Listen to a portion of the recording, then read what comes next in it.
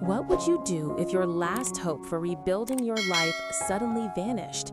This is the heartbreaking journey of Quang and Linda, who found solace in each other after painful days of separation. On Linda's peaceful farm, their quiet moment of love and tears was shattered when Quang discovered that 1 billion dung, the money his mother and Linda had sacrificed to help him rise again, had been stolen. Despair consumed the family, and suspicion fell on the unthinkable, his own brother. Subscribe now and follow this gripping story of love, betrayal, and the desperate search for truth.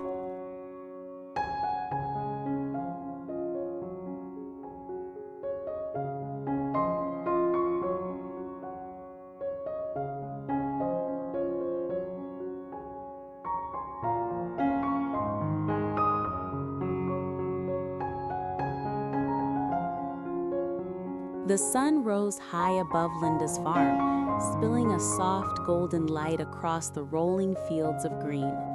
The morning air was fresh, carrying with it the gentle scent of earth and wildflowers, while the faint hum of cicadas seemed to accompany the rhythm of life. Quang and Linda sat beneath the wide shadow of an old oak tree, its branches stretching out like protective arms above them. Though the world around them was alive with beauty, both carried in their hearts a heaviness that no gentle breeze could wash away. For the first time in many weeks, they were together, face to face, sharing the silence that weighed heavier than words. Quang lowered his gaze, his eyes tracing the dirt path that wound its way through the farm, though in truth he was not seeing it at all. His voice, when it finally emerged, was low and trembling, the words caught between his pride and his sorrow. "Linda," he began, pausing as though the name itself carried all the memories of their time apart. "These days without you have been unbearable." The corners of his lips quivered, and though he tried to steady himself, his chest rose and fell with the struggle of holding back emotions that had long been locked away. Linda did not interrupt. She had always been the quiet strength by his side, the listener who absorbed his pain without judgment. Her eyes shimmered in the daylight, already moist with unshed tears. She reached across the small wooden bench they shared and clasped his hand. The warmth of her touch was both an anchor and a promise that no matter how cruel the distance had been, no matter how harsh the battles ahead, she would not let him face them alone. Quang's fingers tightened around hers. The memories came flooding back. Nights spent in loneliness, mornings haunted by failure, the crushing weight of seeing his dreams shatter into pieces too sharp to gather. He had once stood tall, a CEO with vision, drive, and a future that gleamed like gold. But all of that had been stripped away, leaving him with nothing but a shell of the man he used to be. In Linda's presence, those wounds opened again, not to wound him further, but to remind him that he was still alive, still human, still capable of feeling. "I thought I had lost you forever," he admitted, his voice breaking, the confession slipping past lips that had long pretended to be strong. His eyes glistened, betraying the storm within. "Every day apart felt like a punishment. I told myself I could endure it, but the truth is I was drowning." Linda's tears finally spilled, tracing silent lines down her cheeks. She shifted closer, resting her head lightly against his shoulder. Her warmth stretched across the small wooden bench they shared and clasped his hand. The warmth of her touch was both an anchor and a promise that no matter how cruel the distance had been, no matter how harsh the battles ahead, she would not let him face them alone. Quang's fingers tightened around hers. The memories came flooding back. Nights spent in loneliness, mornings haunted by failure, the crushing weight of seeing his dreams shatter into pieces too sharp to gather. He had once stood tall, a CEO with vision, drive, and a future that gleamed like gold. But all of that had been stripped away, leaving him with nothing but a shell of the man he used to be. In Linda's presence, those wounds opened again, not to wound him further, but to remind him that he was still alive, still human, still capable of feeling. "I thought I had lost you forever," he admitted, his voice breaking. The confessions.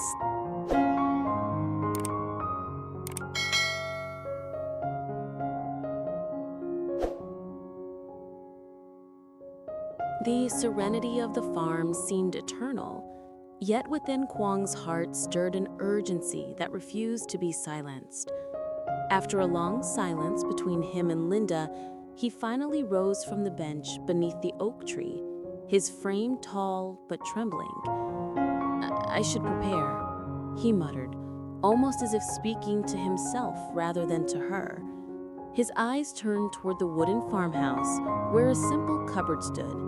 Inside it, the envelope of money that had become the very lifeline of their future. It wasn't merely cash. It was the blood, sweat, and sacrifice of his mother and Linda, who had scraped together 1 billion dong so he could rebuild his career, reclaim his dignity, and rise again as the man he once was. That money was not paper. It was hope given form. Linda followed him with her eyes, her heart swelling with equal parts pride and fear. She had watched Quang break under the weight of his past, and she had helped him piece himself together day by day. Now, as he reached for the cupboard, she wanted nothing more than to believe this was the turning point, that his hands would open the door and find the future waiting, neatly bound in that envelope. But when the creaking sound of the cupboard door broke the stillness, the moment turned into a nightmare. Quang's body froze. His eyes widened in disbelief, darting frantically across the empty shelf. His breath caught in his throat, and his hand, trembling violently, searched every corner, every crack, as if the envelope might be hiding just out of sight. Yet, it was not there. It was gone. "No." The word escaped his lips like a prayer turned curse. "No, no, no." His voice cracked, rising in panic as he tore through the cupboard again, pulling out useless trinkets, scattering papers to the floor. But there was no mistaking it. The money, all of it, had vanished. Linda rushed inside, her dress brushing against the wooden floor as she knelt beside him. "Quang, what is it? What's wrong?" she asked, though the dread already showed in her face. "The money." His cry was raw, filled with the agony of a man watching his last chance burn before his eyes. "It's gone, Linda. It's all gone." He clutched at the empty cupboard as if he could force it to surrender the treasure it had once protected. Linda's hand flew to her mouth, stifling a sob. Her eyes darted around the room as though the envelope might suddenly reappear, but the reality weighed heavy in her chest. Tears welled up as she whispered, "This can't be. We locked it. We checked it. How could this happen?" Quang collapsed onto the floor, his knees hitting the wood with a dull thud. His head dropped into his hands and his shoulders shook violently. It wasn't just the loss of money. It was the collapse of every fragile strand of hope he had dared to hold on to. The farmhouse seemed to darken, the once bright and hopeful space now suffocating. The hum of the cicadas outside grew louder, more piercing, as if mocking their despair. The smell of hay and earth that once carried warmth now pressed in on them like a weight they could not lift. Linda crouched beside Quang, clutching his arms as if to keep him from falling further into the abyss of despair. "We'll find it," she said desperately, her own voice trembling. "We have to. Someone..."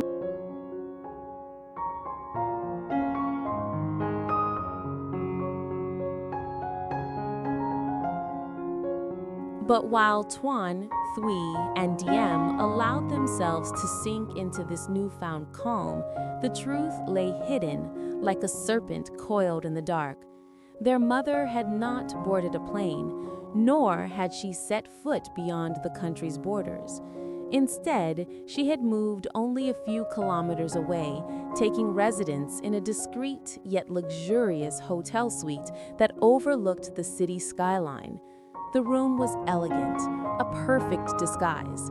Cream curtains framing tall windows, polished wooden floors gleaming under the soft glow of golden lamps, a desk stacked with documents and files that had nothing to do with leisure and everything to do with control.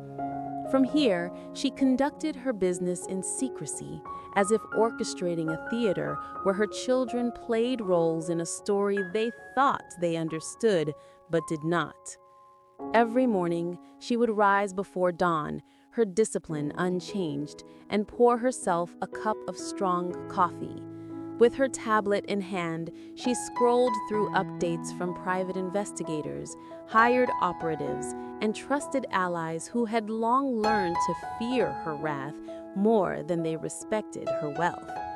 She studied photographs of Diem walking through the company's corridors, lists of Diem's daily habits, even transcripts of overheard conversations. Nothing escaped her gaze. To the outside world, she was absent. To her children, she was thousands of miles away. Yet in truth, she was closer than ever, her eyes sharper than before, her hand ready to strike. The plan she had constructed was meticulous, a web woven with deliberate care. She understood her children's relief, had predicted it even. She knew that in her absence, Tuan and Thuy would relax, that their guard would fall, that Diem would begin to feel safe. That was the trap. It was always easier to harm someone when they believed danger had passed. In that vulnerable silence, when laughter replaced caution and dreams overshadowed fear, she would strike hardest. At times, she allowed herself a thin smile as she thought of their naivete. Tuan, her son, had always longed for freedom, but freedom without vigilance was nothing but a stage set for ruin. Thuy, proud yet eager to prove herself, would never suspect that her mother's apparent generosity was a mask. And Diem, poor, unsuspecting Diem, believed the absence of her mother-in-law meant peace, not realizing it was merely the eye of the storm. From the shadows of her hotel suite, the matriarch summoned those she trusted least but used most.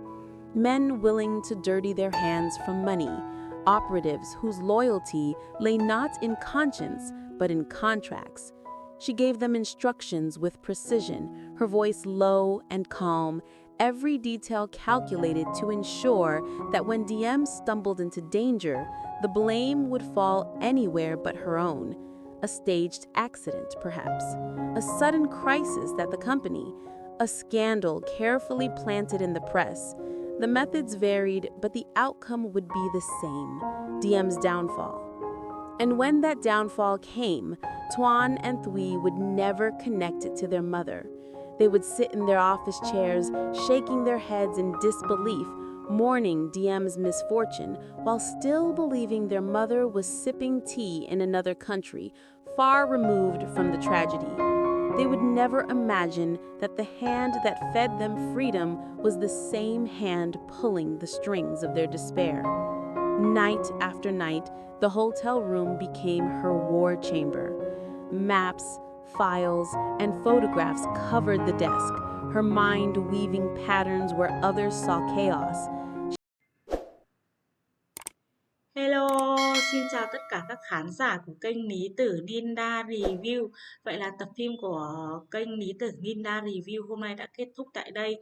Trong tập phim ngày hôm nay thì số tiền 1 tỷ đồng mà mẹ Quang và Linda gom góp vào để cho Quang gây dựng sự nghiệp lại từ đầu đã bị biến mất.